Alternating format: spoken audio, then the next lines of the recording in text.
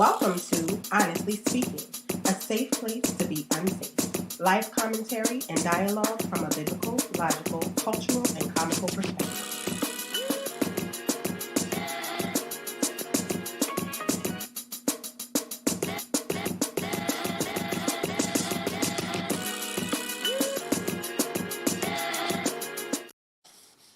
Hey, what up, everybody? Welcome back to Honestly Speaking. As per usual, how are you doing? Hopefully, you have a community that you're pouring into and one that is pouring into you. Y'all want to say what up to the people? You talking about black folks? We on time. We on time. Black folk always late. Good evening, brother, sister, brothers and sisters out there. How is everybody doing? What's good with the people? Happy Black History Month, y'all. Hey, what's going on? Hey. Speaking of Black History Month, let me see. I may have saved something. Do you all know the origins of Black History Month really quick? Anyone? I know it was Black History Week 1st. I don't remember his name. But it was Black History Week 1st. And then eventually we got 30 days. We got what days? 30 days. We going all the way into March. We not getting shorted. We not getting shorted. We taking a couple days. Sorry, March. We gonna take them days. 28 days. No. Take them days. Yeah. Take them days. He said we gonna take them days. Yeah, you don't ask for it, you take it. You ask for forgiveness, right? Yeah, that much is true. That much is true. Let me see. If I send you something on the Gram code, can you share it on your screen or no? No, I'm not logged into the Gram. Okay, got you. No worries. You said I get 15 days. I'm mulatto. Yo, I saw that on the internet the other day. Because he an Arnold Palmer. He only get Listen, somebody said that on the internet the other day. If you mix, remember it started on the 14th. I was like, yo, this Jordan. I never saw him before. Come through, Em. That's right. All right, so I'm getting ready to play this audio from Tiffany D. She's a PhD, and she talks about the origin of Black History Month, and it's something to remember, especially when you have people that are trying to they want to be individuals that sensationalize negativity. Okay, so I'm going to play what she said. I'm going to play the audio here. Hopefully, we can hear this. Not just a learning history month. Please remember that when Dr. Carter G. Woodson created History Month, please remember that when Dr. Carter G. Woodson created Negro History Week back in 1921, what he intended this time of the year to be was a celebration, not just a learning period, not just a sharing period, but a celebration of all that has been and all that has the potential to be. So remember, Black joy is a fundamental part of any emancipatory project, but most certainly it is a Black History Month. History Month. All right, so we see. Hey, you doing, Mr. Casey? Hey, sis, we got people coming through. Please remember to like, share, and subscribe. All right, so we see that 1929, she said, Carter G. Woodson, 21, said that Carter G. Woodson said, hey, what's up, sis? Carter G. Woodson in 1921 stated that it was a time to celebrate and a time to be joyous. It wasn't just a time to learn. And I know a lot of times people try to use this as a time to hyper focus on slavery and oppression and things like that. But there is something beautiful. And like she said, something I would even say freeing in just being joyful. So celebrating all the things that you think are Black, you know? So for me, I'm looking at, I think, I would just like to say this. Y'all let me know what y'all think. Every 4 years, we should have a Black Olympics. on the 29th of February since we get that extra day. Okay, every 4 years we just doing all stuff black, right? And stuff black that people try to make us feel bad for, like like chicken and watermelon and stuff like that. That's stuff we shouldn't have to feel bad about. Y'all know the history behind the chicken and watermelon stuff, right? Absolutely. Propaganda to make us feel bad about ourselves. Absolutely. Right. And programming. That's what it was. There you go. So for those who do not know, you all may know of the tropes that pertain to Black people and watermelon and chicken. Please understand that historically, yes, we were at watermelon plantations, and so watermelon is a great sense of nutrients and things like that. So Black folks, they did eat watermelon, not more than any other group of people though.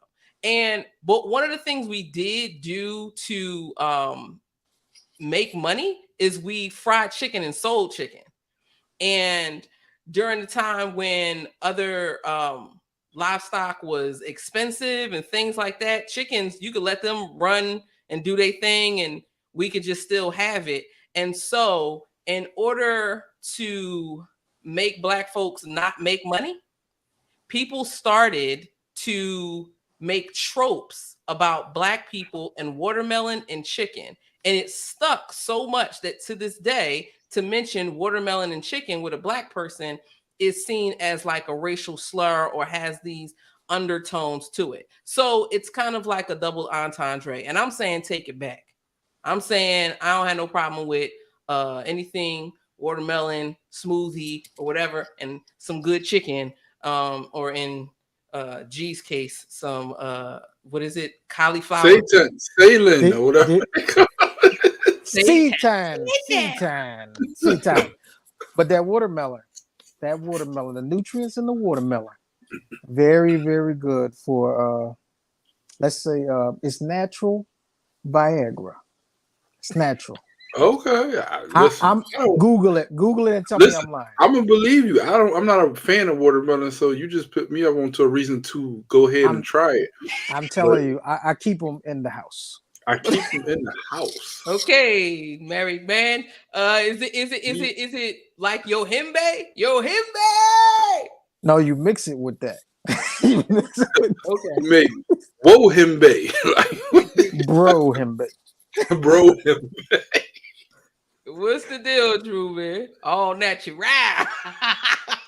That's right. Cole, can you read what our brother Seitu said? Absolutely. The watermelon is an African hybrid that West African farmers developed. It is both fruit and vegetable, a testament to the genius that's agriculture something. Our West African agrarian. It wasn't going to come out, so I had to give you what I got. Agrarian. I'd have been stuck in the lobby on that one. Aquarius.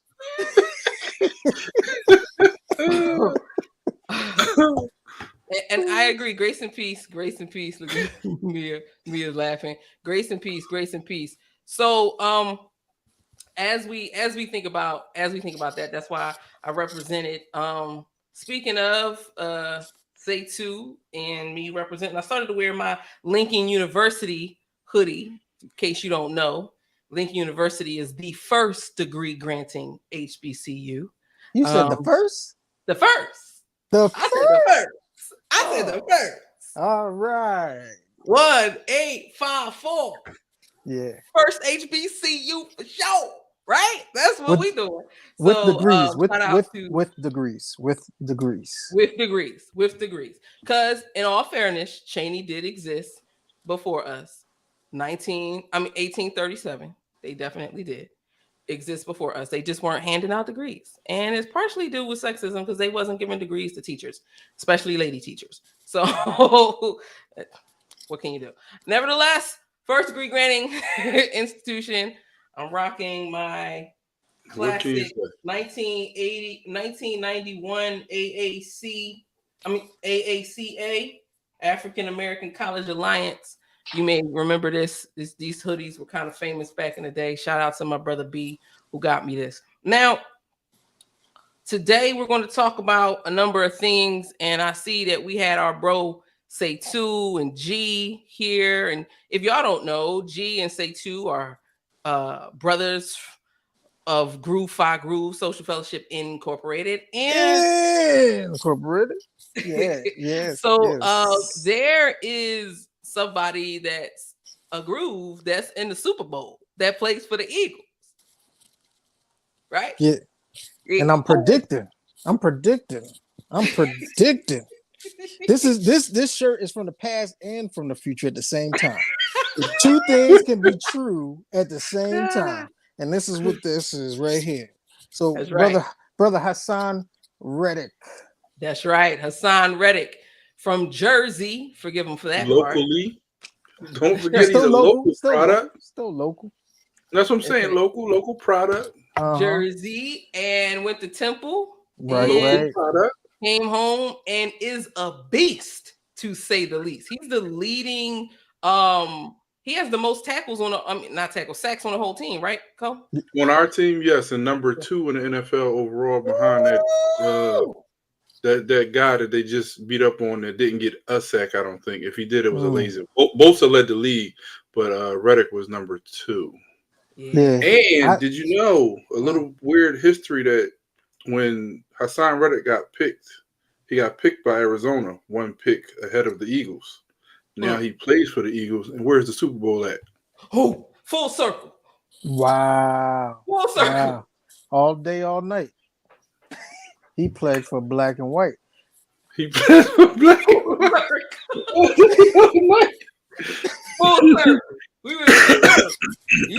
see where Alton at? Alton ain't coming over here today. We talking about too much black stuff. We talk about black history and we talk about the Eagles. That's too much for Alton.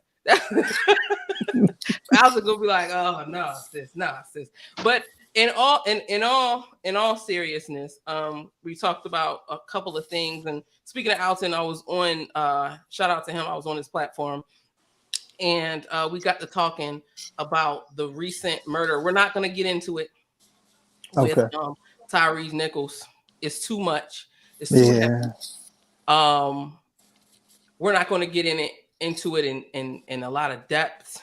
But I will say this: injustice is injustice. I think a lot of times we spend too much time arguing in the minutia, and that's actually part of the deliberate distraction to keep us divided and separated. Did y'all want to speak to that particular point before I pivot onto the next point? No, I think you encapsulated it well for me. Yeah.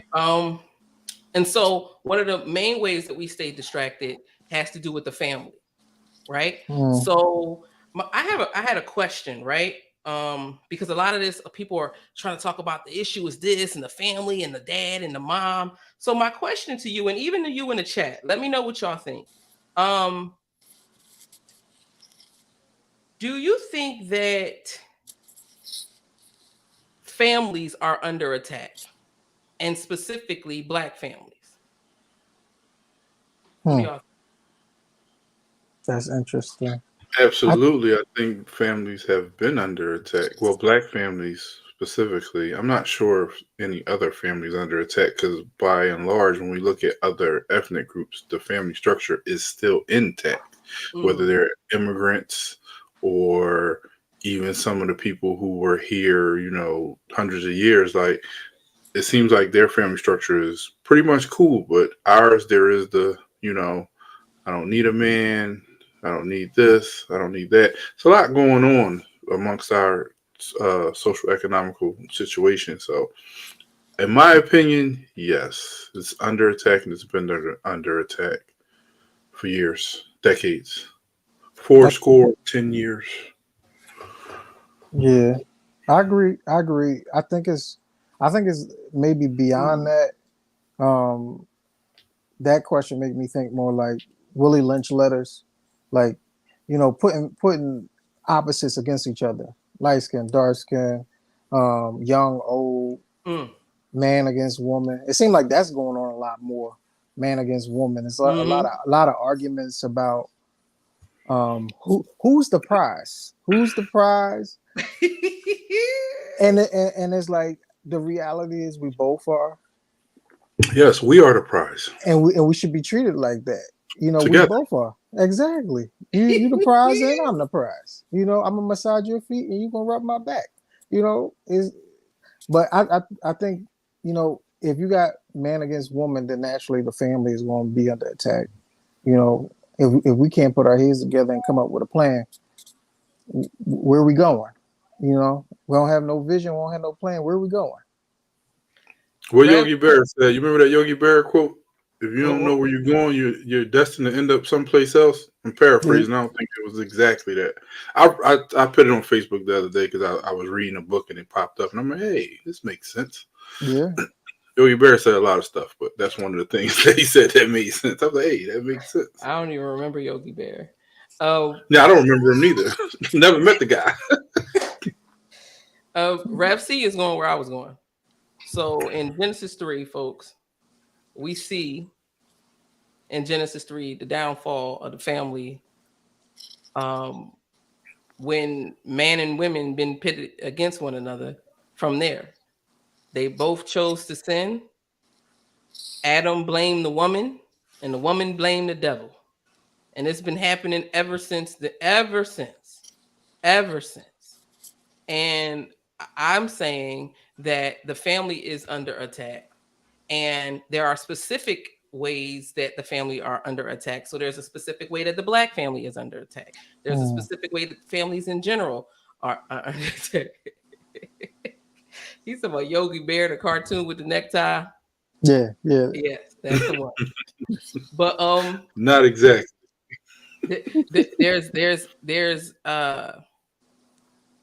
There's just so much that attacks the family, and I do think that you're right.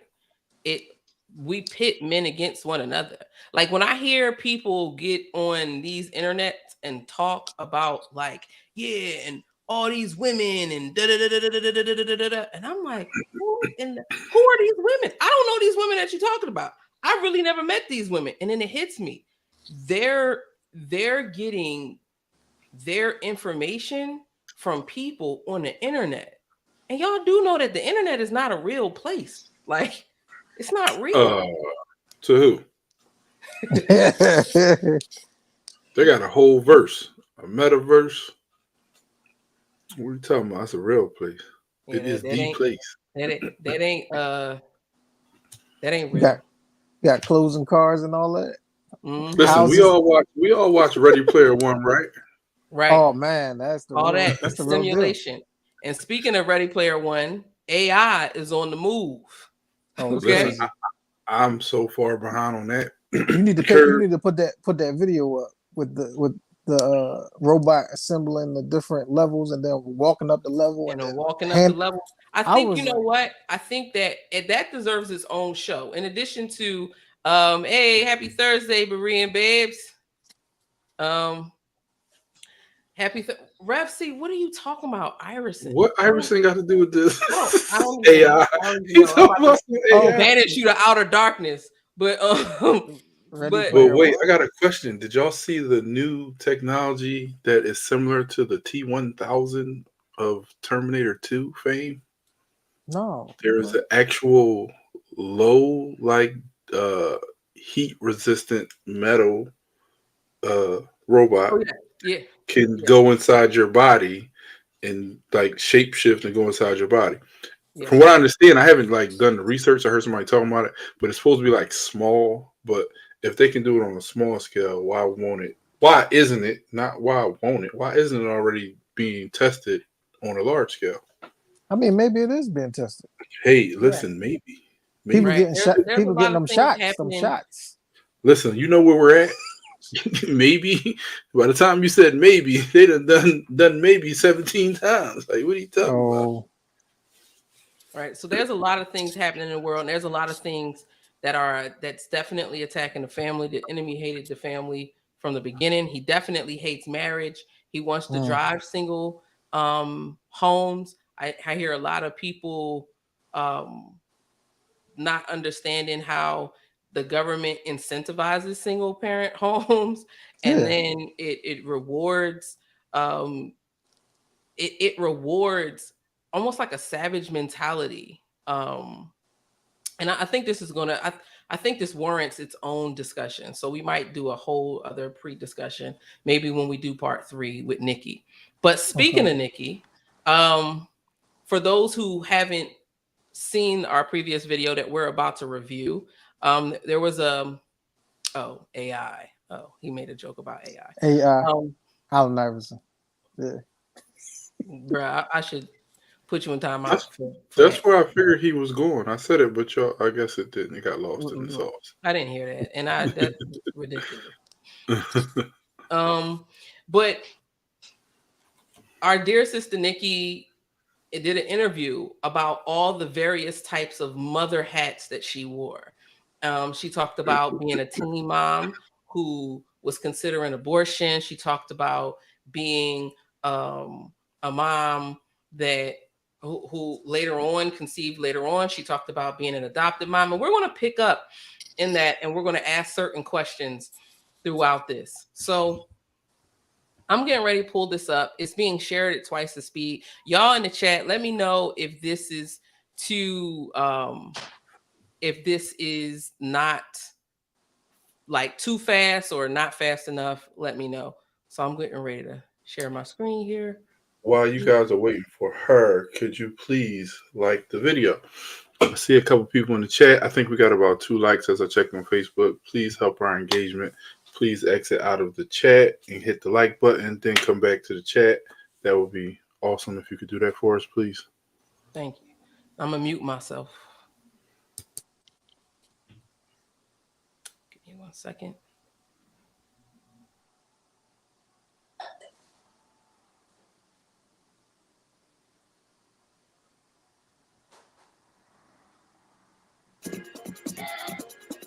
We're going to continue in our mommy bingo with Nick. Yeah, so for those who didn't see part 1, please make sure you go back and see part 1. All right, let me share this in. All right. You mentioned that you had a grandchild. What about special needs? Yay, nay?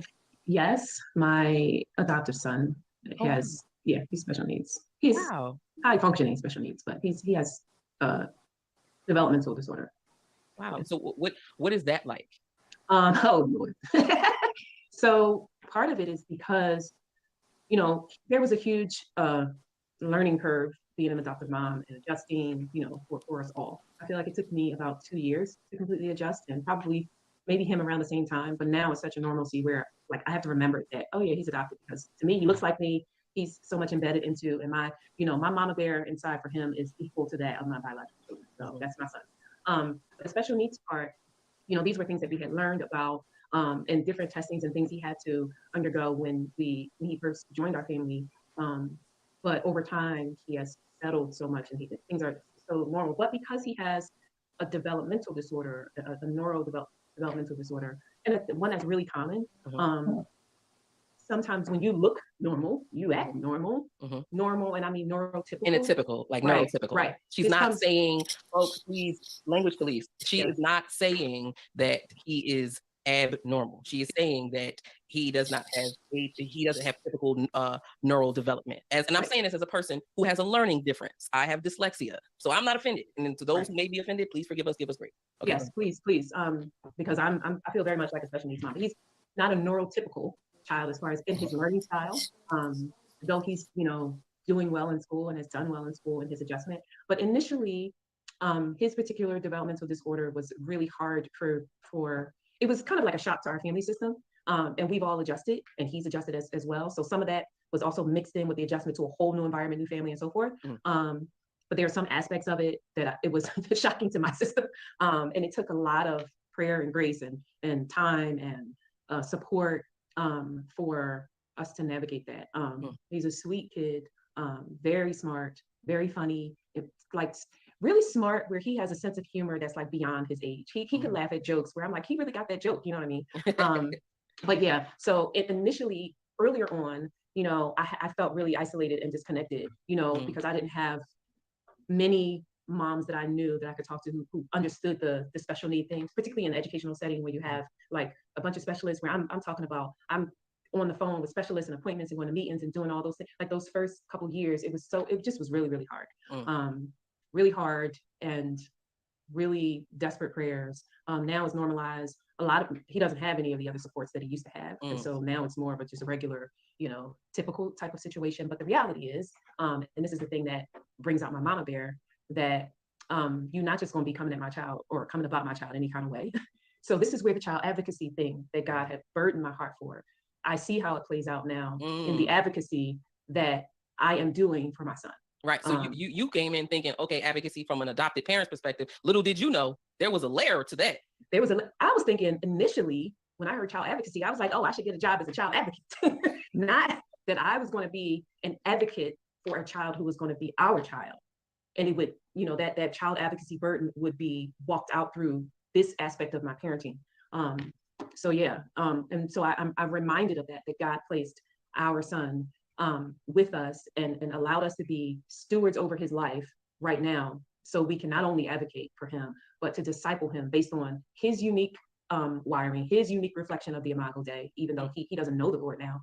But we are called to be his parents for these reasons, and his special needs, his unique needs, his needs that make him Daniel are part of God's design. Yes, I love how you frame that, and shout out to the moms. I remember growing up, and my mom is just like something's different about her. She never called me slow or anything like that, but she saw that I was highly intelligent. But when it came to certain things, I would just get stuck. And she was just like, what is going on? And so single mom in Philly, mother of 3, busted her behind and got me tested and found out that I had dyslexia, then got me the tutors that taught me how to study. And my mom didn't coddle me. She actually said, this means you're already Black, you're already a female, and now you have this, they say it's a learning disorder. You have a learning difference. God has wired you differently. So you are going to have to study things and know them and not just memorize them. And I was just like, just her being that straight up with me, really just prepared me for life. It also, and it also gave my little heart a little bit of Teflon, because I knew the moment I heard learning disability, in Philly, we call them LD. They LD. Like, if somebody yelled LD to you, that's not cool, right? So in addition to the other things that I was going through as a young person, it was just like, whoa. But my mom, in true mama bear mode, made sure that I had the things that I needed. So yeah, shout out to the moms who pay attention to their children and fight for their children. And we highly encourage you, do not give up. In fact, I'm going to probably link some resources in the description in this video for parents who may be struggling if their children have special needs. So.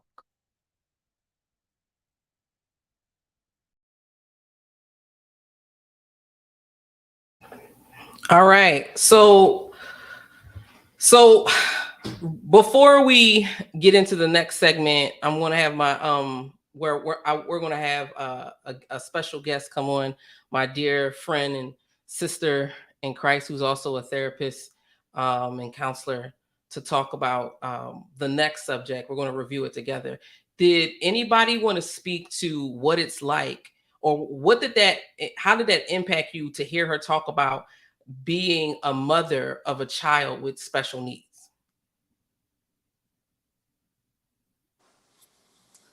I guess it's interesting to see how you can feel like you're prepared, like when you're in the field, but then when you have somebody in your home that you love and care for, they can switch. It's a different switch. Like you can be helping people help themselves, but when you're the person that needs help, you got to flip a different switch. I know what that feels like. It's not that difficult to talk about, but I'll say it's personal to talk about. Because you're constantly trying to protect and make sure that they have the best options and resources out there. And it seems at least it feels like for me sometimes it's never enough. Like you just want them to have the best chances that's possible. So when she spoke about that, I really felt it from a father standpoint. I know what she's going through. Right. Cole, did you want to comment at all? Or you felt like G? No, I have no frame of reference. Thank you, G, for sharing what you shared. All right. So what we're getting ready to do now is we're going to go back and we're going to listen. But before we do, the next topic, just a little warning for people. She is going to begin to talk about miscarriages. And it made me think of someone that I know who's also a fellow therapist. And I just want to bring her on real quick. So give it up, if you will, for my dear sister, Tracy. Tracy, you want to introduce yourself to everybody and talk briefly about how this topic, you can relate to this and how it relates to you in counseling? You can't hear me? Can't hear. You can't hear now?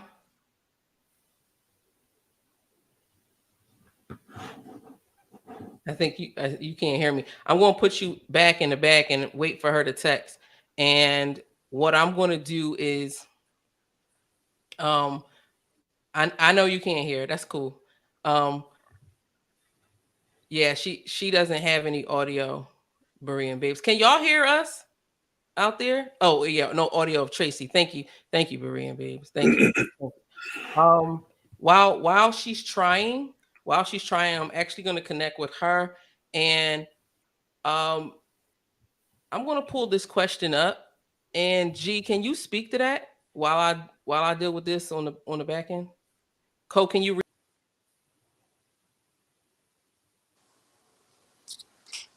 How can administrators support the needs of special education parents? That is very interesting. I think I guess you got to start early. You got to make sure that they're safe. All children need to be safe, but special needs children need to make sure that their peers that's in regular education don't take advantage. They're not bullied.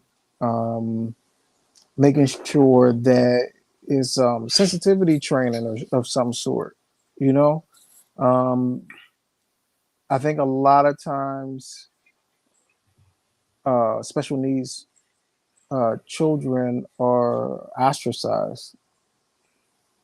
They're made to feel different, and we're all different. But being made to feel different, it doesn't. It's not something that everyone can brush off. You have people that have mental health needs, and some needs are developmental. It's just not a fair It's not a fair situation. And sometimes adults could be cruel too.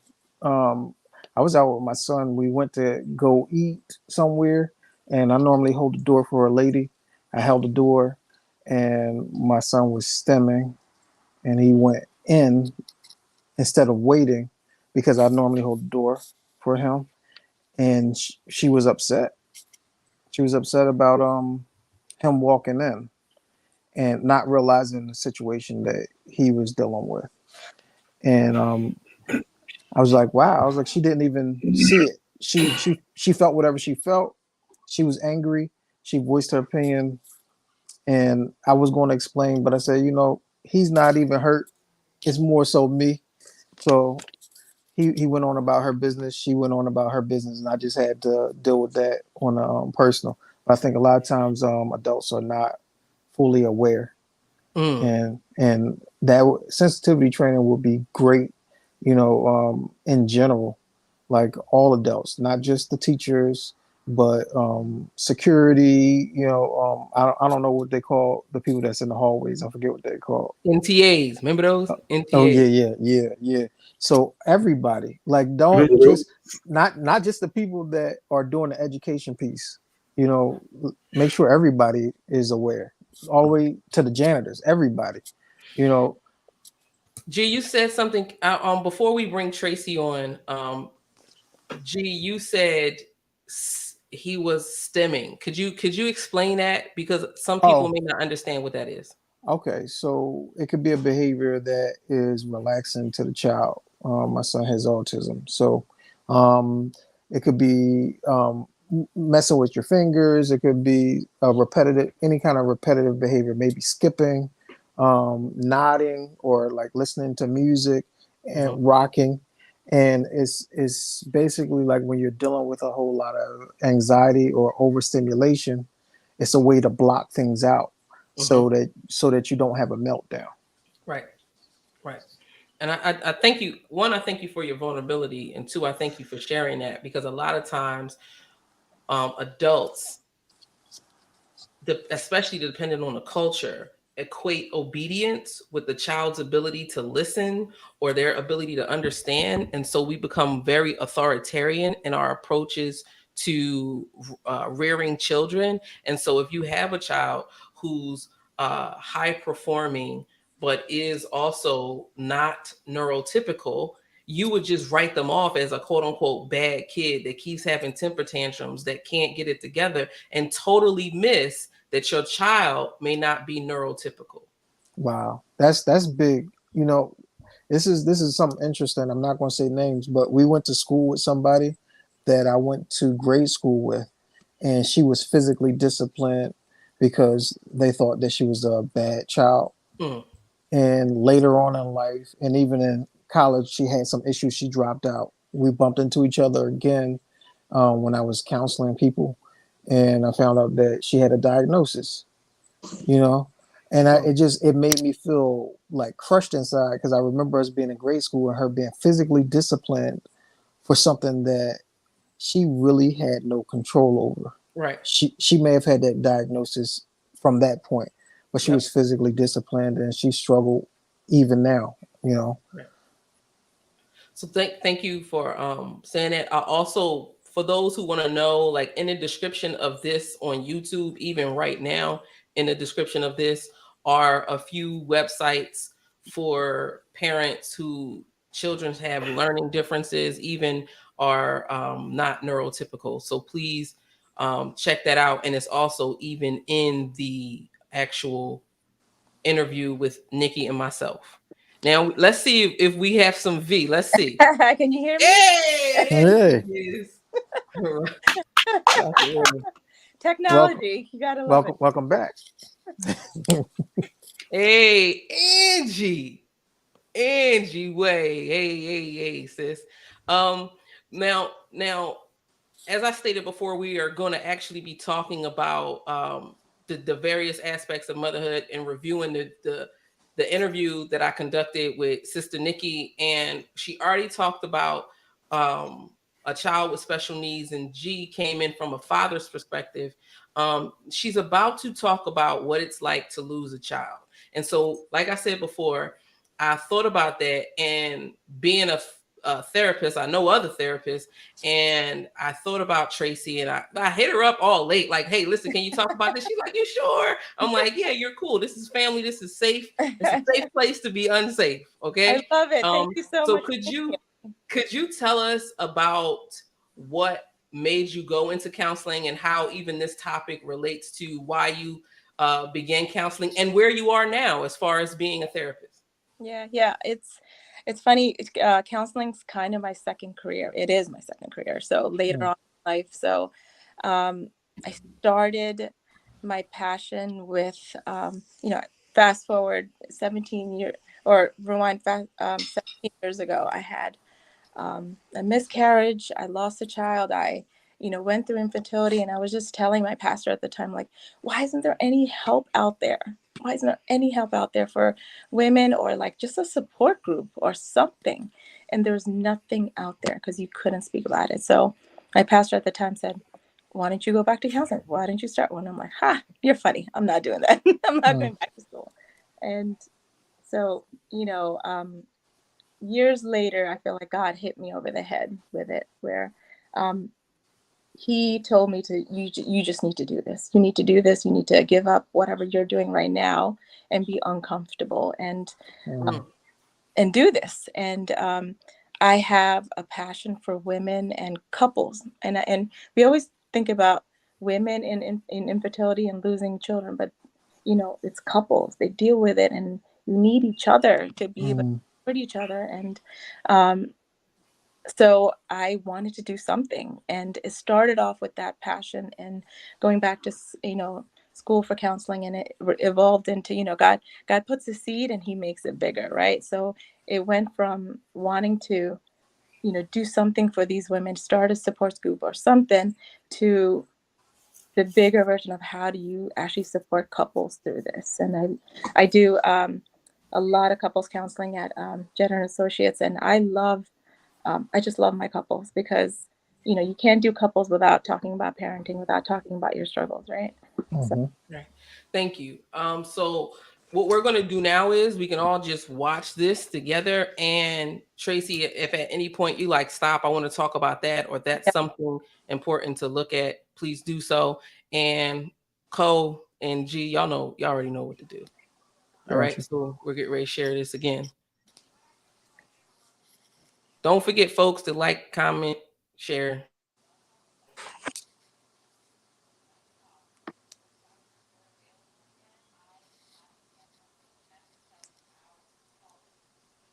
Yes. I remember that. All right, I'm gonna go here. I'm gonna go divorced.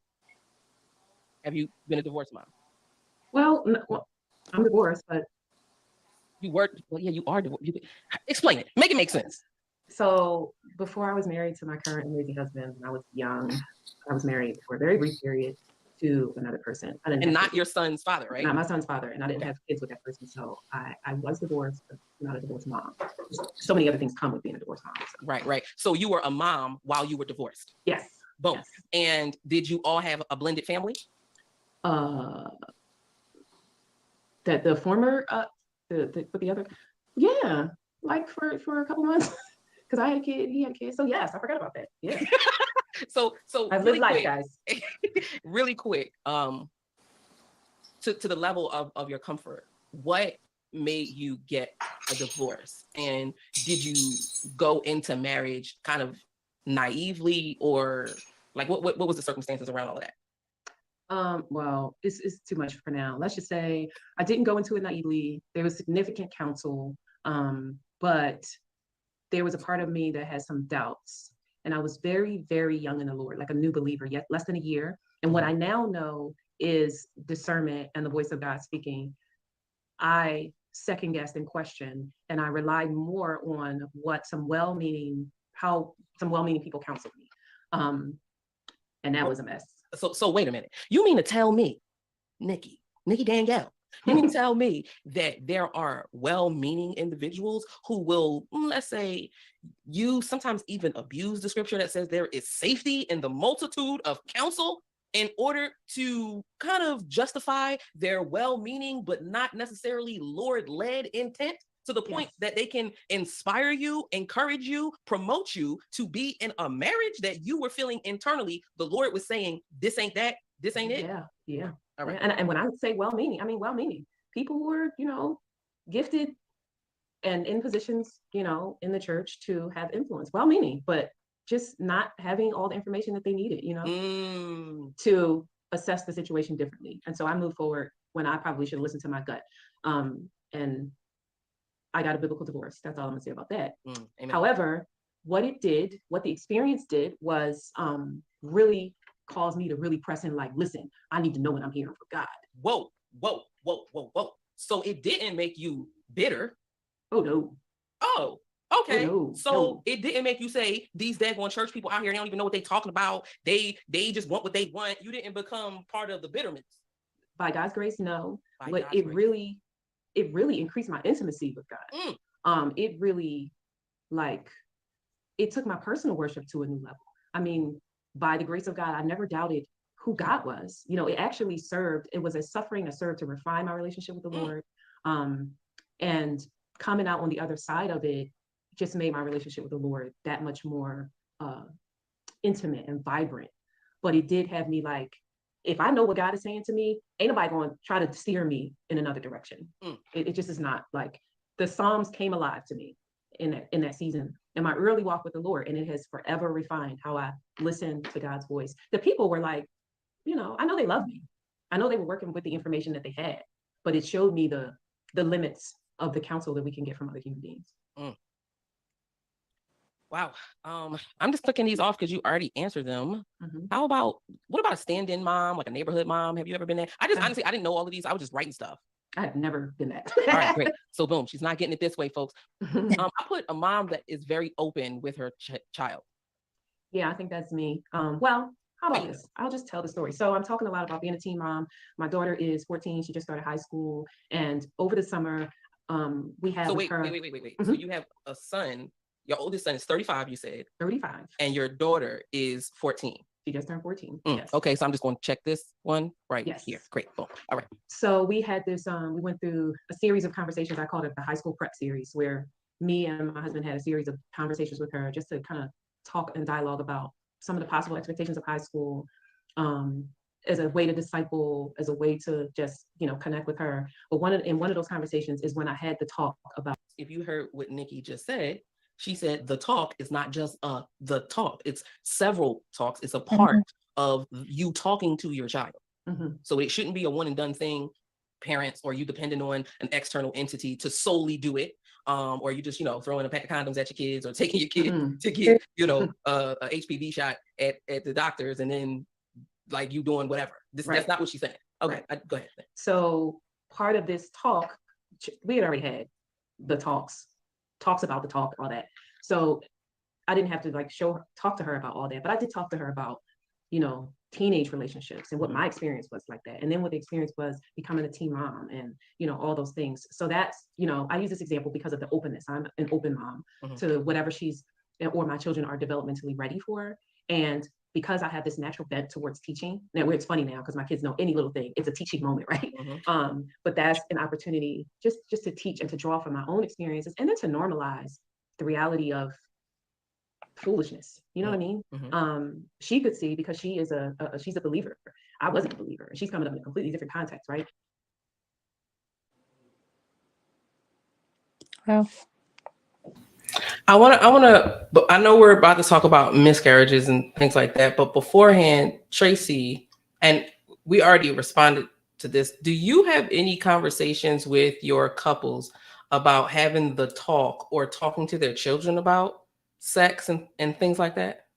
One of the things that I love to kind of talk to, I do something called emotionally focused therapy. So one of the why I love that is because you're not just looking to put a bandage on it, and you're trying to increase your emotional IQ and how to figure out to get to the root of it. And it's not just, you're not doing this just for each other. You're doing it and you're teaching your little ones to have that language, have that, I guess, safety and confidence to be able to say, like, I feel X, I feel this, and to be able to show their emotions. So like when they do, starting very little, so when they start talking about these tough topics like sex, whatever, you already have words, you already have that emotional IQ, you already have safety with your kids, right?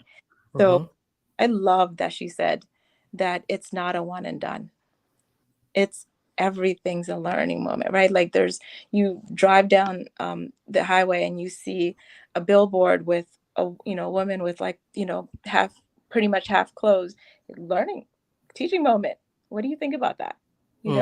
What do you think about how she's dressed? What do you think about, what does scripture say about it, right? So these topics, it's just to kind of be able to say, like, everything's a teachable moment. I love that because that's the whole point, right? That's the whole point of like parenting, that it doesn't just end. It has to be reiterated. It has to be reiterated. We don't say I love you to each other once, right?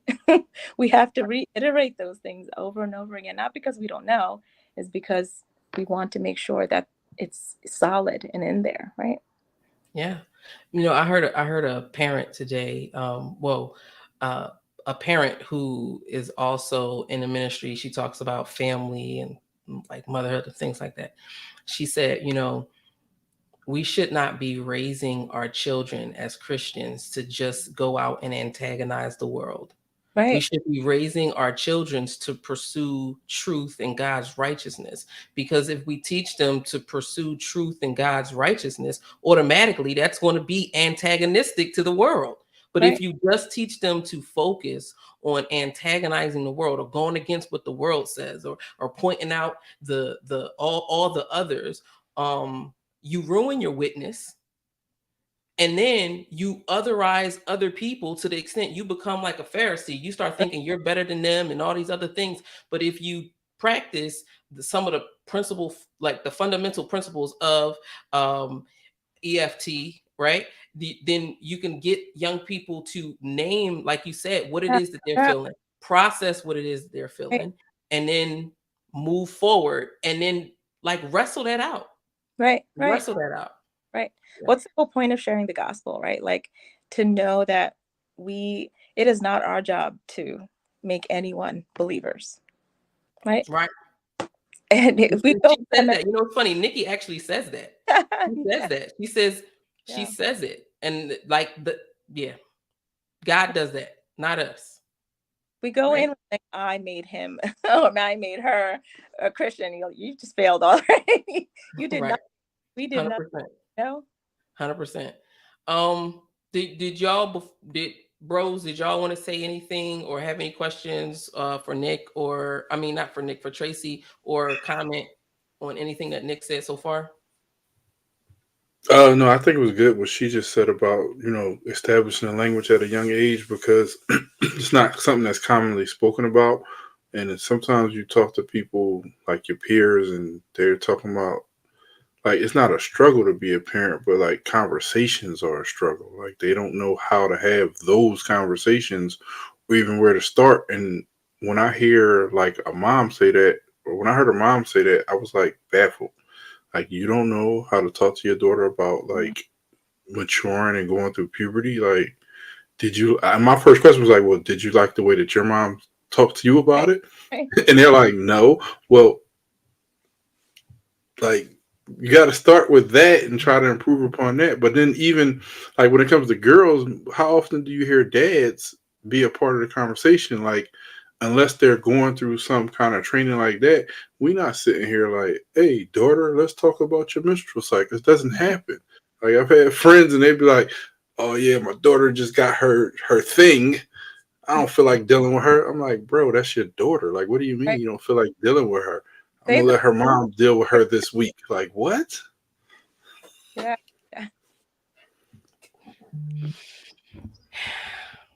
That's deep. I mean, but I don't feel like we're taught to experience our emotions and discuss them as men, and as people in general, men and women. We're just not comfortable talking about the hard topics or things that embarrass us, things that you may catch your kids doing that you know are inappropriate, or if something inappropriate happens to them, you know, teaching them how to set up proper boundaries and what's okay and what's not okay, and being okay with having those conversations with us. You know, I think it's very important to create a lane of safety where it's like, look, you're not in trouble, you know, and I think you learn that, or some people learn it from experiencing it. You know, not feeling comfortable talking to mom about this, or not feeling comfortable talking to dad about this. And maybe some people will improve upon, but the sad thing is sometimes we don't.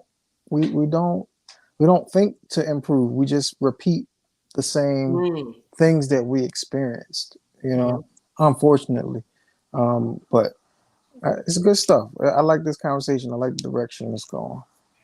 All right, so I'm getting ready to go back. Let's see what she has to say. If you have to bow out, Trace, just let us know. You know. Yep, no problem.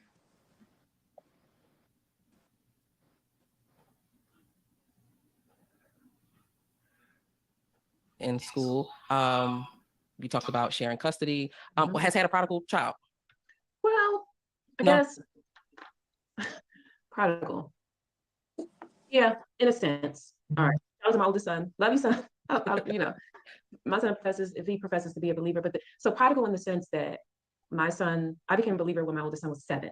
And I was very intentional with discipling him, raising him in the church and so forth like that. He, accepted Christ when he was 9.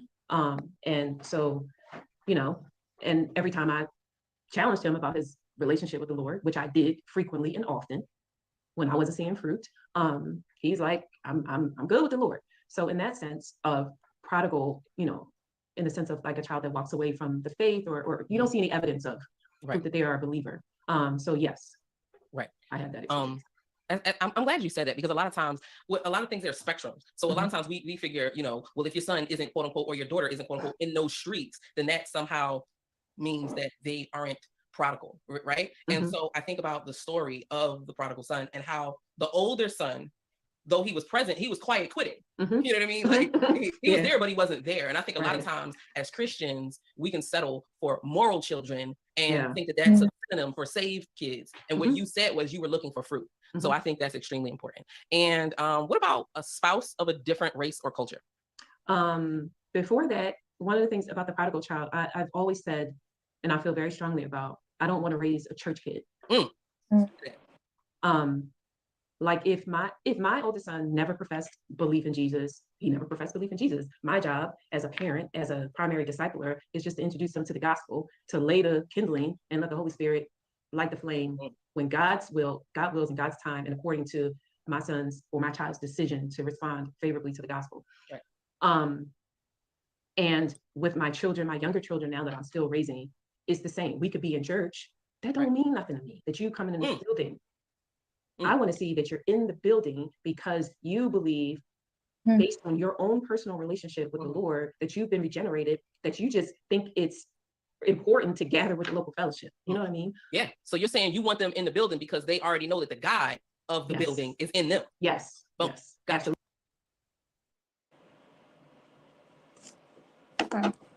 So essentially, that's partly what you were saying, right, Tracy? Like you don't do the saving. Am I hearing you correctly with that one? Right.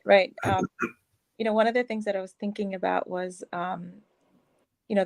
when she says the prodigal son, it's what do we do with like our older teenagers? I have a 17-year-old and a 15-year-old and 11-year-old, so almost teenager. So 3 almost teenager, or 2 teenagers and almost. But like one of the things that I've realized early on was, I need to kind of take the reins on them and, put the, passwords on stuff, do everything I can to protect them early at the age of 3, 4, 5, 6. And as they mature, the whole point isn't to like, crap, they know about sex. Oh, they know about drugs. They know about this. Now I need to like do even more of, everything to like protect them. But the whole point is like, as we try to tell our kids about the gospel, about what's right, about what's wrong, you let go of some of that reign, right? You want your kids to trust you as they mature. So when they have tough conversations or they eventually make mistakes, they feel safe enough to come back to you, because you're not this authoritarian dictator anymore that's trying to hold you back from becoming an adult, right? The passwords shouldn't come at 16. It should come at 15 and say, hey, now you're 15, 16.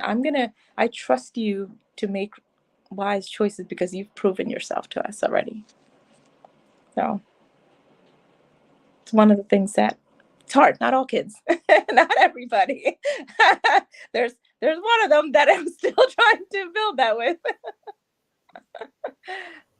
Yeah, and I think that is different levels for different, like me. So in my mom's house, me and my brothers, we all have different temperaments. Right. So I would say that out of all of them, the middle child was hands down the most just malleable, obedient. He just was chilling. Like you could be like, I'm disappointed in you, and he would just go have a fit. If you told me or the youngest one, I'm disappointed in you, we might laugh and do like one of those suckets behind your head. Like we were just, we were different. Okay. We earned every Everyone we earned, okay? Through corporal punishment, we earned them. All right. And I think that at some point, I realized that I can't say that I love my mom and treat my mom like I've treated my mom. Right. But it happened years later. It happened actually when I was in college and God was doing a work in my heart. Grace and peace, brother Rome. It happened when I was in college and the Lord was doing a work in my heart. And I called my mom and I was just like, you know what, Mom, I was a bad kid. She was like, you all right? Like she thought I was like and it could have been, prefrontal cortex is coming into development around that time. It could have been, but in all reality, I was just like, yo, I wasn't good, Mom. And I took you through some stuff. I can't imagine what it's like to be 25 with 3 children and both of your parents are deceased. Wow. I don't know what to do with that now. And I'm like almost twice that age. Dang. Right. So I think I'm literally imagining your mom hearing that. And it's like, I just want to cry out loud. You're like, right. That's that's something that you just want to hear from your children. Right. Yeah, by God's grace, I said it to her. And so did y'all hear what this therapist just said, y'all? If you have a mom that is still on this side of creation, I highly recommend you just say, you know what, Mom, I appreciate you. Yeah. If I never said it, or if you're like that with your pop, I appreciate you. I thank you. I think parents need to hear that from their kids. And what happens is even though we're grown, our parents still see us as their kid, and we still see our parents as our parent. Right. Even though we're all grown, I'm never your peer. You're always my baby. Right. You always my mom. You always my pop. I mean, this is what it is. So that reminds me of an argument I had with my 2-year-old when she was 2. And she had a little baby, like her little doll baby, and she was like, baby, and I think she was like saying baby brother. Her language was a little bit jarred. And I was like, you my baby. She was like, nope, I'm not. And I was like, no, you are. And she like, nope, this the baby. And I'm like, but you my baby. She like, mm-mm. And it's crazy because I'm like, no, little girl, you're gonna always be my baby. Like, and then we had a conversation recently where she was saying something, and I was like, am I not your father anymore? It was just like regular conversation in the car. And she was like, yeah. I said, so you're always going to be my child, and I'm always going to be your father. That's always going to be the dynamic. Right. And it was just like, you went to look it out the window, like, okay, cool. Like, that's that. That's right. But what she was talking about earlier, like the whole passwords and the gradual and the firm parenting and then the changing the speeds and switching gears, like those conversations don't happen. Like, I've never really heard anybody. They don't. The conversations don't happen amongst us. Like, you had to search for that conversation somewhere. Right. It's not like this general conversation. It's like, so how are you doing with your aggressive parenting style versus or what styles? Like, we don't talk about that. Okay. Like, we talk about sports, we talk about whatever. We'll talk about work, and we'll talk about how maybe our spouses, treating us or what's going on with that.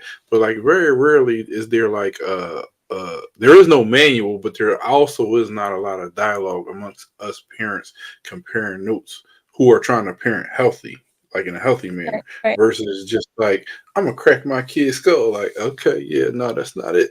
I'm gonna beat you to the white meat. No, they ain't gonna do that.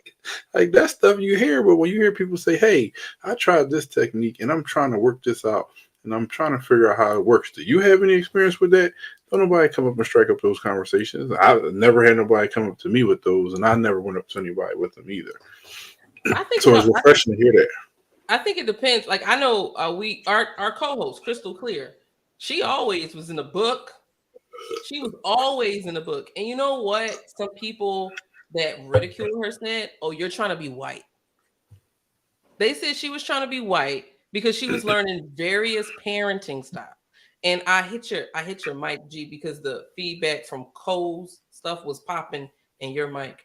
Cole, you might want to you're pinging when you get hyped, you know. But like they just said she was trying to be white, and I'm like, wow. So trying to learn and do better has become a synonym. Now I knew they meant you're trying to theorize and say that you can like formulaically approach parenthood. I think that's what they meant. But there are still gifts that we can learn and skill sets and tools that we can learn and gifts that we can apply to be a better parent. Yeah. I mean, I think the problem is a lot of times we go through the mindset of if it ain't broke, don't fix it. And not realizing what we're doing is broke. That John broke. Right. It's broke. It's like you can't physical discipline. I'm not knocking anybody. Just in my house is not the go-to. It's just not the go-to. I mean, you can have conversation. I know as a child, I always wanted to be talked to. I thought I was intelligent enough to have a conversation instead of being put in a situation. That's it. Just I thought I was in a situation. Yeah, because I was put in some situations where I was like, do I run away or do I run away? Yeah. Like, hey, I never heard it put that way. Yeah. Have a conversation or put me in a situation. And that's what it felt like. I mean, a lot of times, and that the being having that in the back of your head that you may be put in a situation stops you from having a conversation with your parent. It stops you from feeling safe. You know, if I feel like I'm going to have corporal punishment, Right. you know, I'm going to be less likely to tell you stuff or try to figure out how to get around it or fix it myself. And guess what? The people that I talk to, just like it was said, wise counsel is not always wise counsel because they're the same age as me telling me simpleton stuff. Like STDs you can test a person to see if they have STDs if you take some earwax out and then you stick it in there. What? If she jumped, she got an STD. What? Like what? Like, you have some crazy ideas out there, and this is the sad thing. That was an older person that told me that. That was an older person, and they still believed it. So it's like you have all these wives' tales, and not saying that they're really passed down by wives, but that's the same, you know, that this means this and that means that. And if you're not making it safe at home for your kids to talk to, they're going to talk to the fool down the street or the fool in their class, you know, and they're going to get some improper information, and that could hurt them, you know, for a long period of time, mentally and physically, you know. And like Coco said, we need to start having these conversations about how to be positive parents and what's working and what's not working. Right. You know, because it comes down to our child's survival, right? And what works for your first one is not going to work for your second one, and is not going to work for your third one, right? Like, and you just hit the nail on those two words: is safety and trust, right? You want, and I say this to my boys. I was like, you could listen to your friends, or you could blind leading the blind, and you're gonna just all fall down on your face, right? Or you could actually come to us, the people who you know that loves you and cares about you, and like, put it down, tell me what's going on, right? So, but that doesn't happen without that safety and that trust being built, right? If you know that you're fearing consequence, not just knowing that the consequence is something that will help me, but I was like, I don't want to get punishment. I don't want to get my phone taken away. I don't want to whatever, right? I don't want to hear the lecture. Yeah, I think that I can relate from the perspective of a kid. At some point, I didn't physically fear my parents. I didn't physically fear them. I feared breaking their heart. And that's when I realized I began to respect them. I think in society, we conflate fear with respect. And don't get me wrong, respect does have an all amount of fear in it. You know what I mean? Like even if you have a pet lion, is still a lion. You know what I mean? Like it's still worthy of that fear. Put some respect on that. It has to do with understanding the capabilities. But I'm saying I wasn't physically afraid of my mom like I was before. You know, like my mom said, you're not grown until you move out, pay your own bill, and can outrun a broomstick. You know what I mean? But I didn't fear her in that way. I actually feared disappointing her. That was the thing that kept me up. So when I remember saying to my mom, like I said, like, yo, I love you, and I haven't been like, you know, I wasn't good. And my mom was like, wow. Fast forward, like, I want to say like 10 years later, my mom calls me and was just like, you know what? I was doing some reflecting. And I think I was too hard on you when you were young. And I almost fell out. Like, Lord, she about to die? Like what's about to happen? I'm coming to see you, Elizabeth. Are you okay? Are you okay? Right. Are you okay?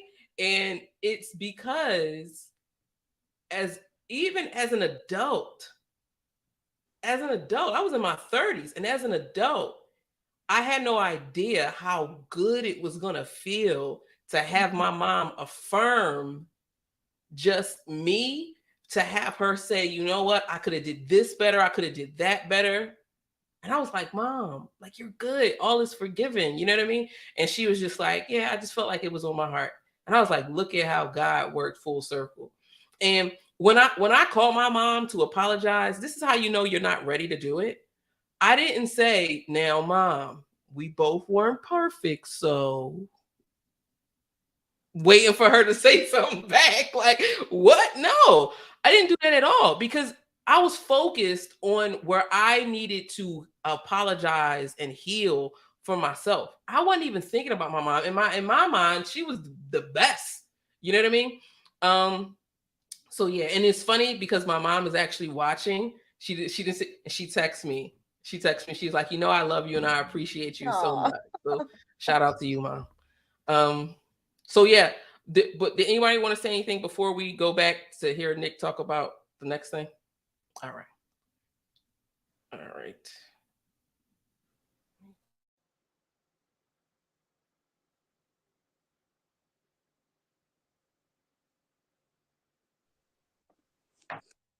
With that having been said, how about a more difficult one to talk about? Have you ever lost a child? Yes, I have lost. I suffered 4 miscarriages, 3 in my marriage. One when after I had my oldest son, I had a loss. I actually was scheduled for an abortion. Like, I had an appointment, and it ended up being an ectopic pregnancy. I almost died. It was a whole thing. Let me tell you, God has been gracious to me. That was when I was 18. And then I had 3 losses after my daughter, my husband and I, and it was just like back to back to back. And the first loss when I was 18 was shocking to my body, you know. And I had a ruptured ectopic pregnancy. Google it if you don't know what it is, but you could die. I was hemorrhaging internally. I literally could have died. Had to have emergency surgery, a whole thing.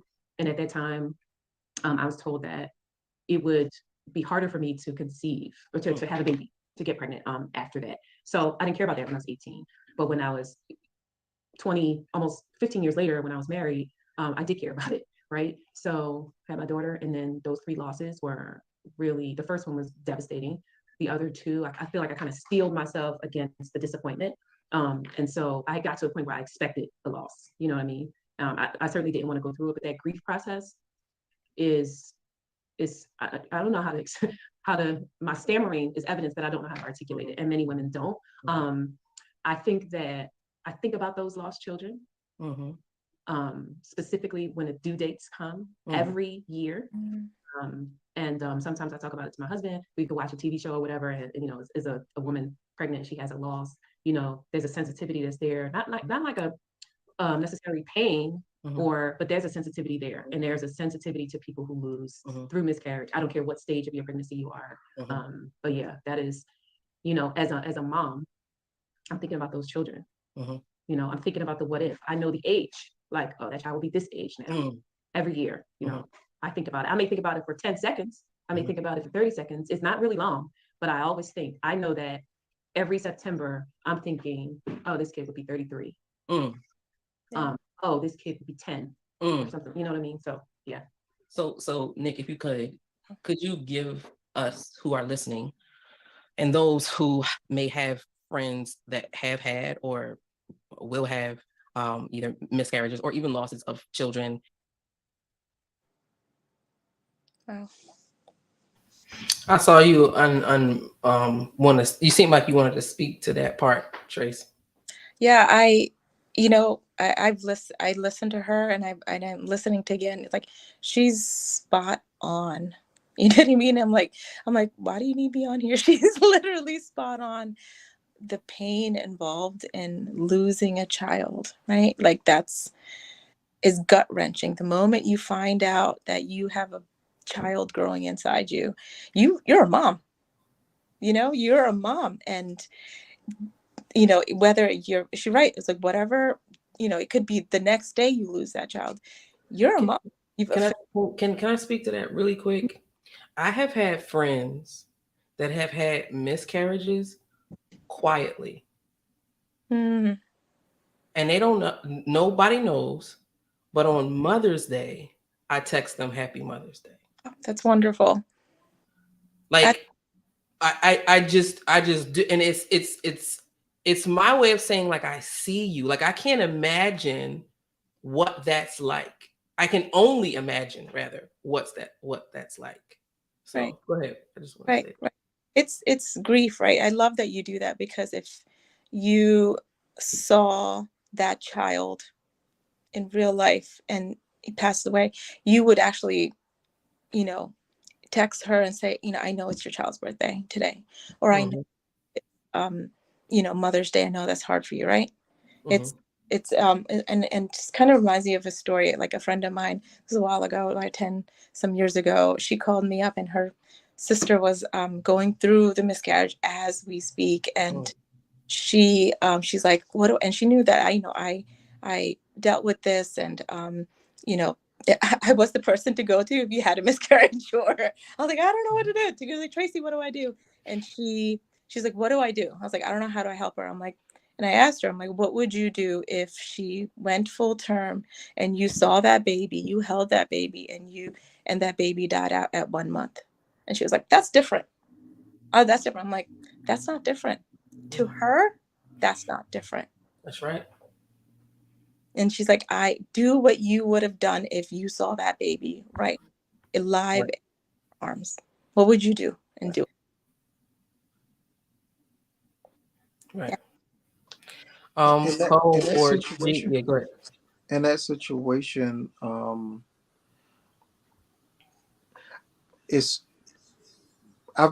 I haven't experienced the situation from a personal standpoint, like my wife losing a baby or anything like that, but friends and family members, and just the uneasiness of wondering, how do I support without hurting someone? Like I thought about like the Happy Mother's Day thing, but I didn't know if that was like how that would be received.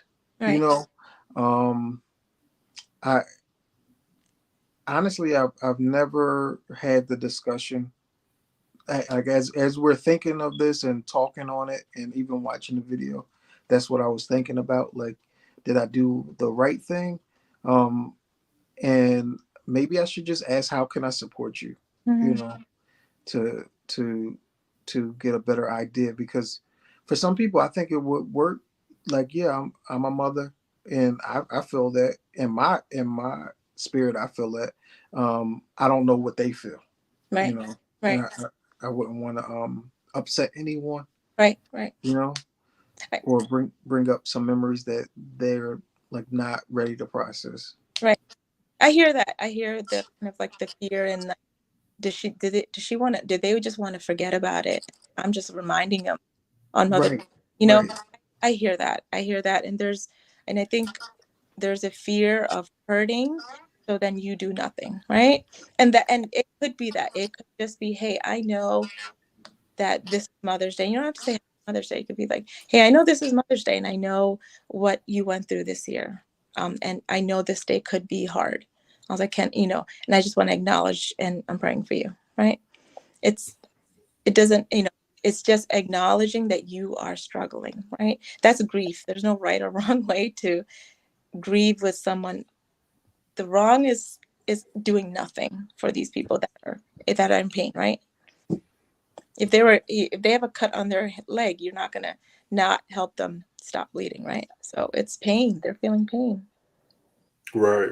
But the difference is you can see the blood, whereas you can't really see what people are going through, like how they're dealing with it mentally or emotionally. And as when I watched this video, this part like hit home. As a father, I'm not married, but I have been through multiple losses of children and miscarriages. And as a man, you ain't got no support. Because if your friend's been through it, I don't know one of my friends that have been through it, even to this day. And even trying to go through it with the person, again, not being married, adds another dynamic to it. And so it happened multiple times with multiple people.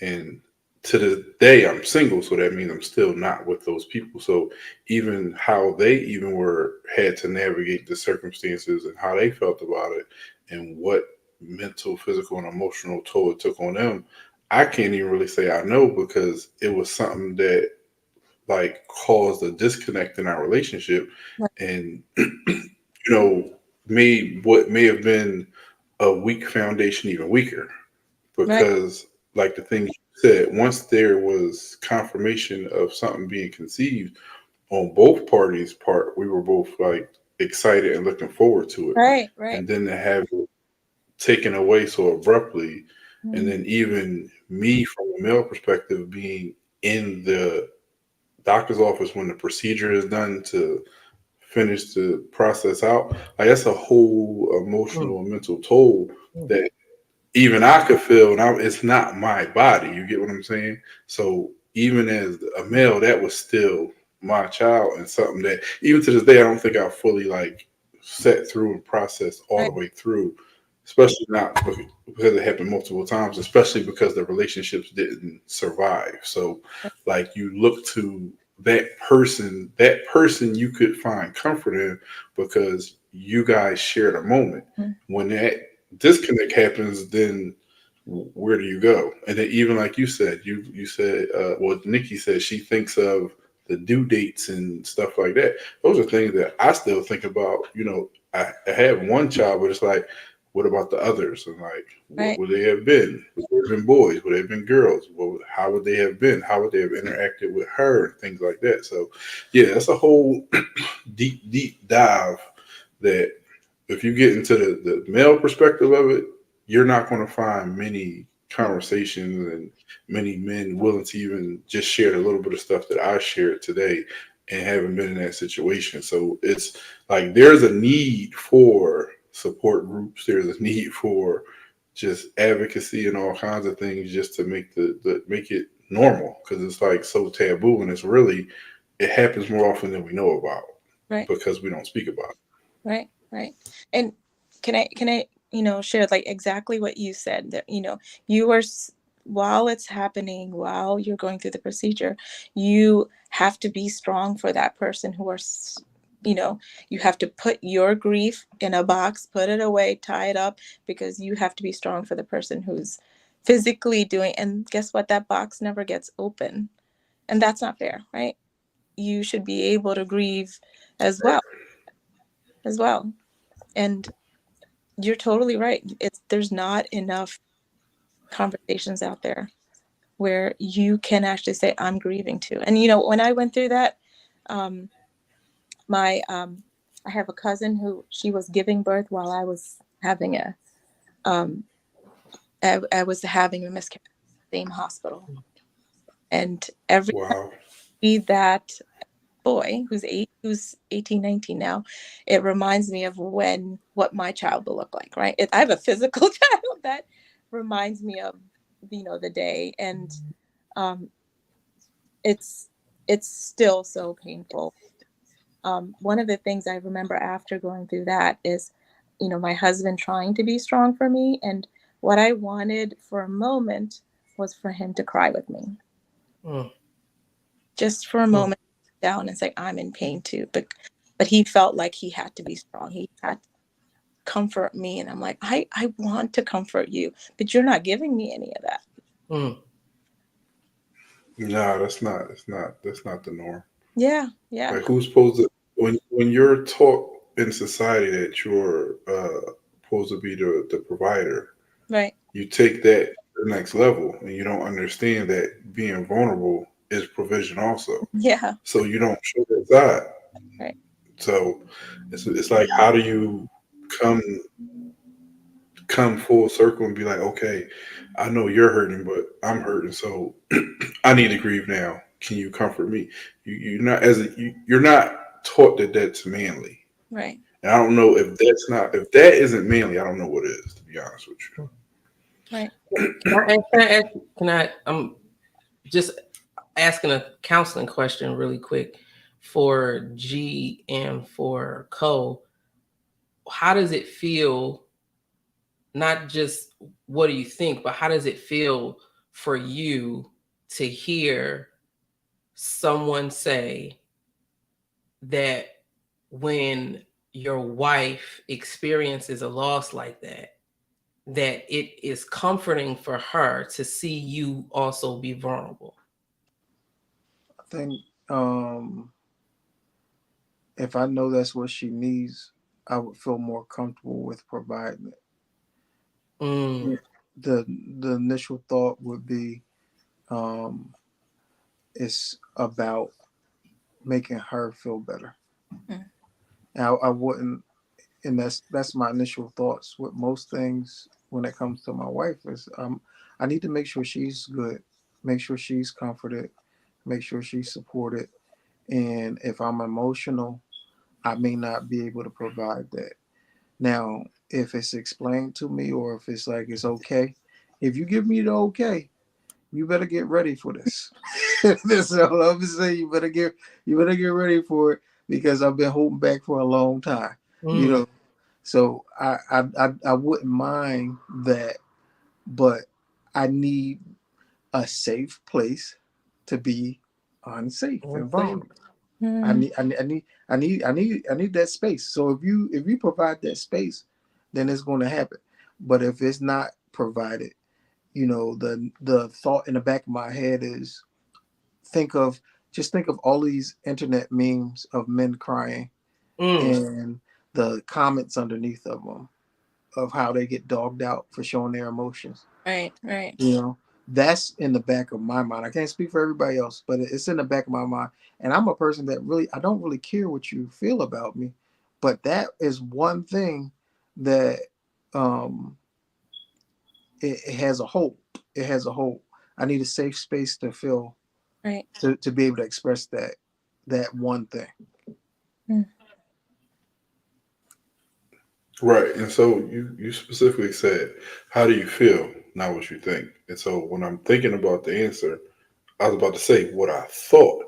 But to answer your question, how I feel or felt, I know that in those moments when those things happened, what G just said, there was not a safe space created. So for me to go that deep in vulnerability, it wasn't even a thought. You know what I'm saying? Because how am I going to get there if prior to that, whatever level of connection that me and the young lady were on, I never felt safe enough to be that vulnerable. And also, it's what society has also made us feel like, that showing emotions is a sign of weakness unless it's happy, you're angry. So if you're hurt, which leads you to being angry, and you just needed to be comforted, that's not where what men get to do. And so me, in those moments, that's how I felt in those moments. Lost, afraid, unsure, insecure, just all the things that lead to you needing to be vulnerable, but the person you feel like you need to be vulnerable with, you don't feel that safe space. And again, I've never been married, so I imagine and hope that if I ever get married, that it's a whole nother level to where that level of vulnerability is present in the marriage. But as far as me being in a dating situations that I was in, I never felt comfortable to be that vulnerable.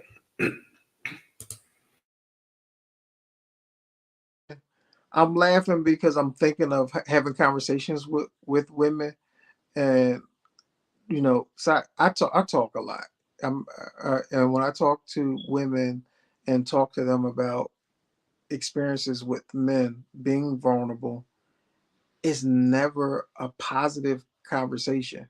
It's a I can't believe this big baby was crying, or it's a joke. It's like, and I'm like, maybe that's what he was feeling at the time, and the sad thing is, I know it's a personal friend thing, but sometimes it feels like it's confirmation So for. what? Say it again. You kind of blink.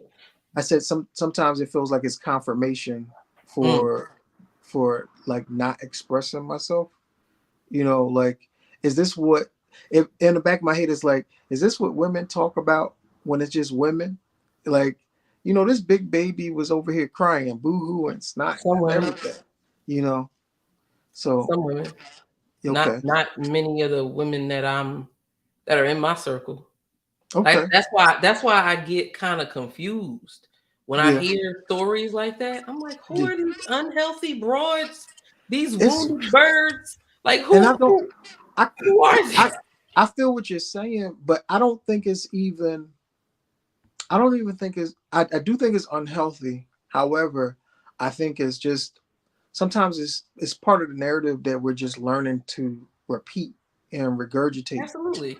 And it's not even conscious sometimes. And we could be laughing and joking, and you don't realize I'm really processing this. Like, wow, this is, I maybe I'm right. Maybe I can't cry. Or maybe I shouldn't. It put me in a weird space. So I'm gonna say something I want you to think about, and just in unhealthy broads. She laughed at that because I said unhealthy broads. But I'm going to ask you to think about something for a second, because I think that, just as somebody that's known you, I know you for like almost 20 years now, G. That's crazy, right? But going on 20 years. And I think what Tracy and even what Cole is saying is, yes, you have to feel safe. And at the same time, there needs to be a healthy risk. As somebody that's known you this long, we're alike in that sense. When we laughing, we ain't always joking. I'm laughing, but I'm sizing you up in the back of my head the whole time. But that could also be a trauma response.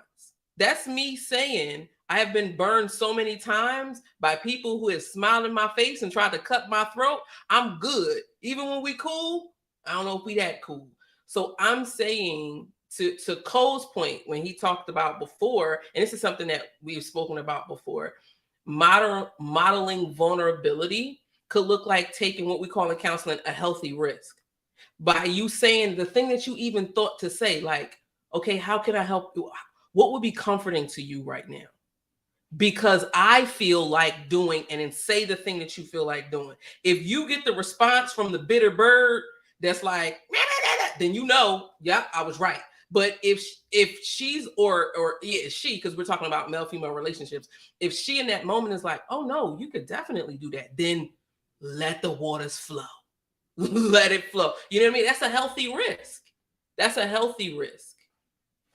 Were you going to say something, Tracy? But the fear of rejection keeps us from taking that healthy risk, especially if you're married. Now, if you're married and you done hitched your whole wagon to this person, and you go through that, and then you get that kind of rejection, what do you do? Like, how do you address it after that? And you got 10 years in, you got however many years in, you got married when you were younger, you grew mentally and emotionally, she didn't. And then you come with that, and then it's like, oh, you ain't the man I married. Like, so I agree there should be a healthy risk taken, but man, it's catastrophic for the the collateral damage that could happen. And the crazy thing is the fact that I'm thinking like this shows where I am mentally and emotionally because of what society has programmed me to be. Like, so you like take a healthy risk. I'm like, yeah, I hear you, but no. You sound like Goodwill Hunting. Remember in Goodwill Hunting when he was just like, everybody don't have it to ante up like that again. Everybody doesn't have it. And I'm like, one of my favorite poets, Saul Williams, has a book called She, and it's great. It's written like S square root sign HE. So it's kind of like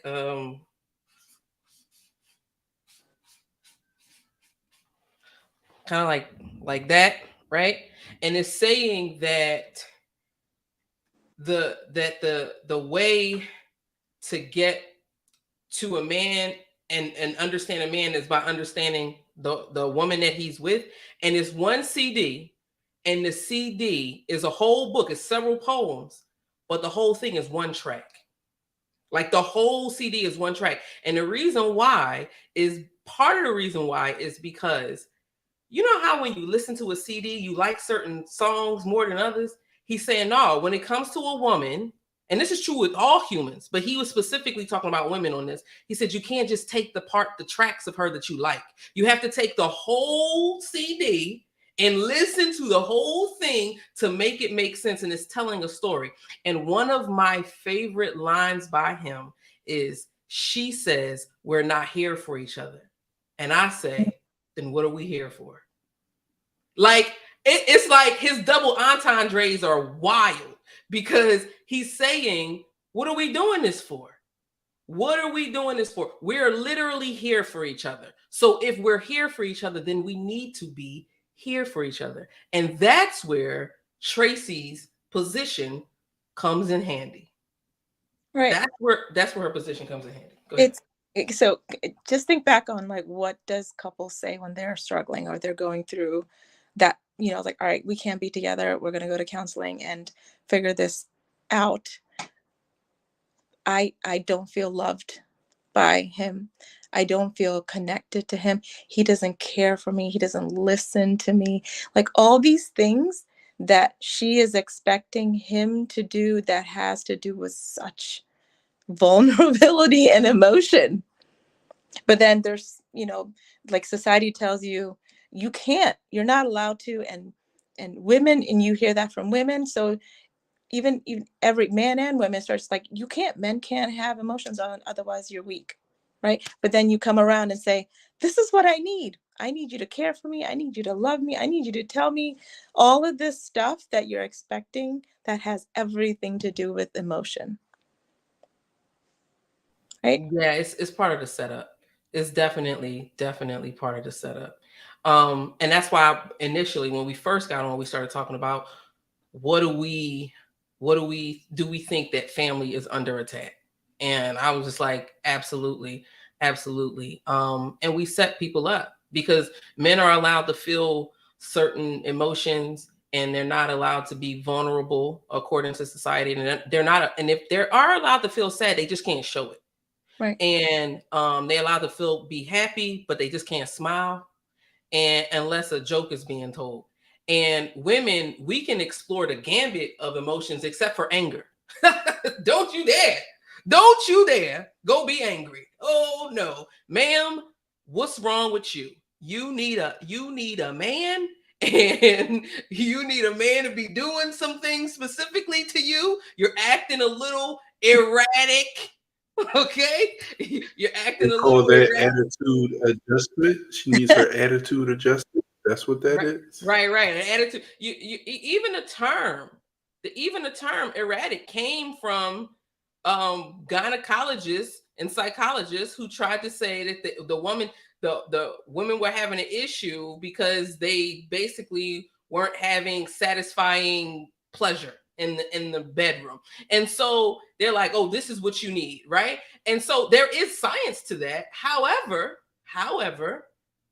a lot of times we just set each other up. We really do. We just set each other up, or we just continue to walk in that particular trap. And I think that that's the setup. I'm looking at like that's the setup. Because I know a lot of women that's willing to be vulnerable. And I think that, you know how since women are given permission to be vulnerable, and it's funny, but that vulnerability is then weaponized and mislabeled as emotional. So the moment it's like you can explore all your emotions, but the moment you do it, hey, you're emotional, right? And then on the flip side, hey guy, we want you to be quote unquote emotional, and he don't want to do it because to him that's emotional. That's a bad thing. It's wild. I think a lot of times, you know how people say grow a pair, and they're talking about man up or toughen up. A lot of times when it comes to like emotional vulnerability, I've thought like, get some ovaries. It's okay. Be emotional. Get some ovaries, man. Be emotional. Grow a pair of ovaries. That's what she said.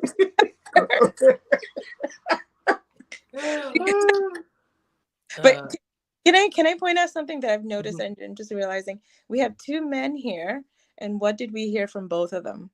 It's almost like, can I? If you give me permission to, I'm going to, because I need to get it out of my system, but I can't because I'm too afraid to get shot down. I'm too afraid. But I hear from the both of you, you want to, and you're not alone in it. I know there's so many men out there that feels like I can't and I'm not allowed to because that's what society tells me. Like, when do we break that? When do we break that men are not allowed to show emotion? I think we head in the wrong direction.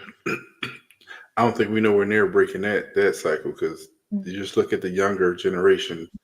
They just pride themselves, men and women, on being disconnected and emotionless. They call themselves demons. So get in where you fit in with that nonsense. So Right. I don't, and it's, yeah, I think it would be nice to have the option in a situation where emotions are running high, or you should be vulnerable. It would be nice to sit down and be like, you know what, I hurt too. You hurt, I hurt, we hurt together. But in that one of those moments where you also lost that child, it would have been nice for you to say, turn around to her, and I was like, I see that you're in pain and it hurts too. That right. I've dreamed right alongside you for this baby, and it hurts. And how healing is it for her to say, I'm not alone, right? That's what you're saying to her. You're not alone, right? And it's healing for you. Absolutely. We don't. But here we are.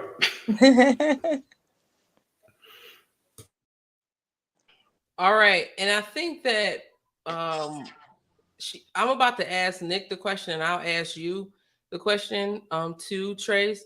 What are some things, if someone has lost a child, what are some things that you should do and some things that you should absolutely not do?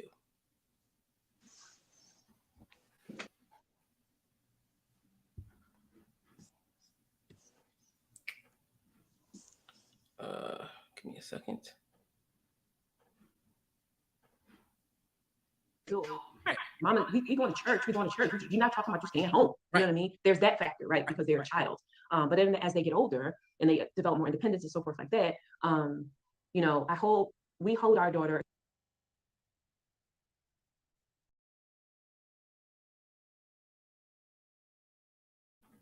Sorry about that. The question, I had queued it up for the next point, but the question I was also asking you, Tracy, what are some of the things that you could say to someone who, or do for someone who has lost a child, and some things that you absolutely shouldn't do or say?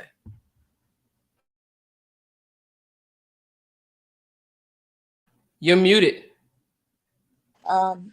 Empathy. If you can actually put, exactly what I told my friend, if this was to, have, what would you want? How would you want this to happen? What would you want to happen for you, right? How would you want her to support you, right? That's taking your shoes off and putting her shoes on and saying, this is what she needs, right? I need to be there with them. And I have a few women that I'm counseling right now that are dealing with miscarriages, and oh, the well-intended, wonderful people out there that says, oh, you know, at least you got pregnant, or at least, you know, at least you have a husband, at least you have a job, at least you have blah, blah, blah. Or you could borrow my kids whenever you want to feel, I feel like that's the worst. And he's like, you have nieces and nephews, or if you're whatever it is, well-intended, you are dismissing their pain, right? You're trying to make it better. You're trying to fix it, and you're not fixing it. You're not fixing it except making them feel like they can't talk about it anymore, right? One, and I think another thing is that pretty much saying, dismissing the fact that this isn't grief, right? Just because you don't have that baby, and just because it's not, you know, I had when I was going through the nurse was saying, don't worry, it's not a valid pregnancy. And I was 15 weeks. I was well into my second trimester. It's not a valid pregnancy. Or it's not a valid fetus. I'm sorry, I couldn't even call it a fetus. What's as a man, I don't even understand what the hell that. I'm sorry, I don't even understand what that means. It's not that the child wasn't viable. That it was like the it's distancing language. Yeah, you get it, but you I understand it, but yeah, I'm having a hard time thinking like why somebody would say that. Like even like in one of the instances with myself, it was first trimester. I think you become jaded. You become jaded doing the same type of job, you know, and you stop seeing people as people, and you just see it as, you know, I'm at work from 7 to 7, and I need to get this done in between this period of time. And sometimes you get a little jaded, and you stop viewing people as people, and not what I mean by that is like not processing the fact that they're experiencing a life event, you know, something that's going to affect them not just in this moment that they're interacting with you, but possibly something for the rest of their life. And you say things that aren't sensitive. I've witnessed that.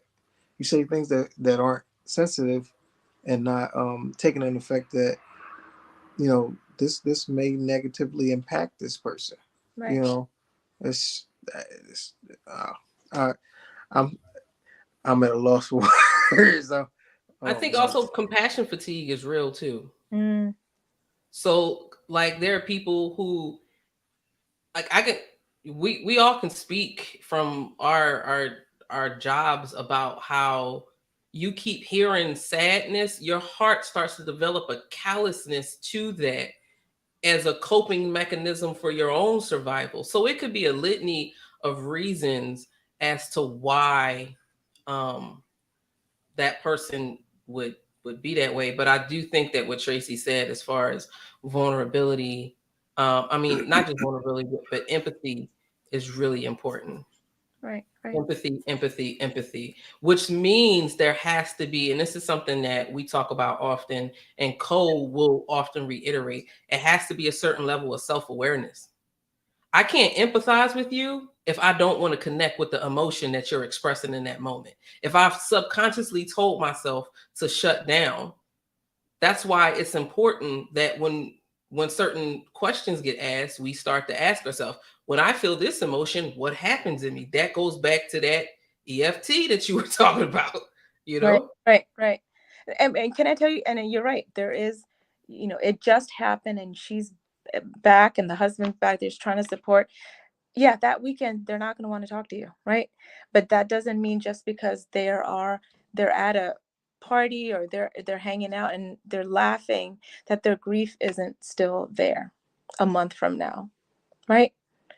Just because you see a smile on their face, like, I don't have to talk to them anymore, they're good, right? It's just being sensitive to people's pain, period. Right. Thank you, Trace. I'm getting ready to show the end of this because we kind of responded to most of the questions. I don't think it's really much more that we have to show, but I'm just going to check and see. I kind of threw my my time markers off with something, but I'm getting ready to bring this back up. And after we see this last part, we can wrap it up. We hold our daughter accountable according to the word because she professes to be a believer, because we've seen fruit and evidence of her relationship with the Lord. Then if I'm challenging you about a particular thing, I'm going to challenge you according to the biblical standard, because this is who you profess to be.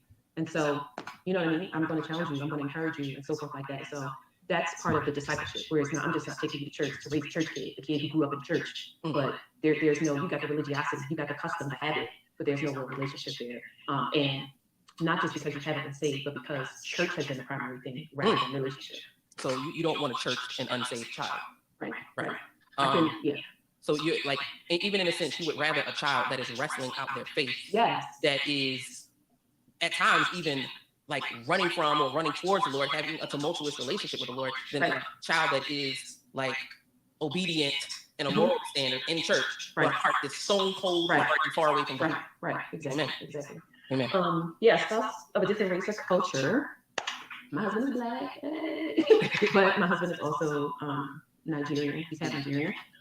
Mother is African American, but dad is Nigerian through and through. So my husband grew up in a significant portion of his childhood living in Nigeria, born here, and he's pretty much Americanized in his culture. However, his family, like, there are aspects of Nigerian culture that are just part of his family life, and since being married for 16 years, you can tell me I'm not Nigerian, and not because I'm just because, you know what I'm saying? All right. That was so cringy. Love everything about, like, you show me that green and white flag on the little emoji, that's me on there, like, hey, Niger! You know what I mean? But there are aspects of, my husband's upbringing in Nigeria. There's a collective perspective that he has, as opposed to a very Western individualistic perspective that I was raised in, that has influenced me a lot now. But yes, spouse. Excellent. Of a different race or culture. Excellent. So I don't even need, I know I repeated stay at home mom place, but we clearly see that Nykki has been bingo, all the moms, been gone. You know what I mean? So with that having been said, thank you for this part 2. Please make sure, folks, that you tune in for part 3, because we're going to talk about parenting and discipleship.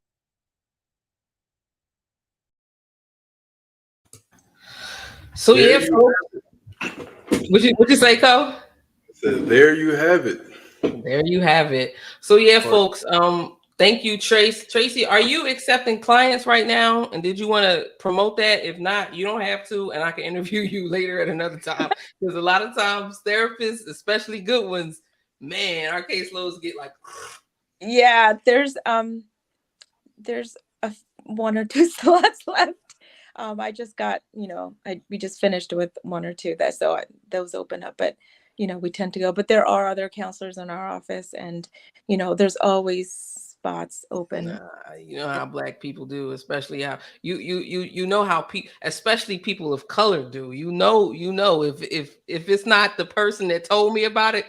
Right. No. But can I tell you, I always when I just want to praise both of you guys for even saying that vulnerability is something that's needed. And every time a couple comes into my office, or guys coming out, I was like, I thank them for being there. I thank them for being there, because I know how hard it is to step foot in that space and be able to share their story. So yes, always call.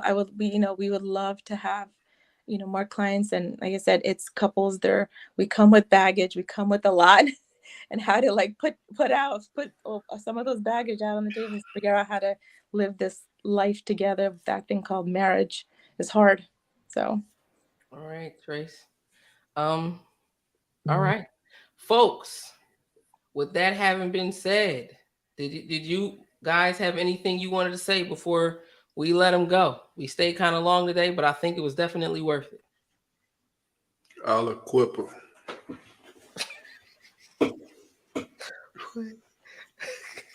I missed that.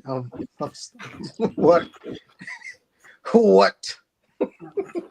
It's from that movie with Sinbad. Okay. All right. I missed it.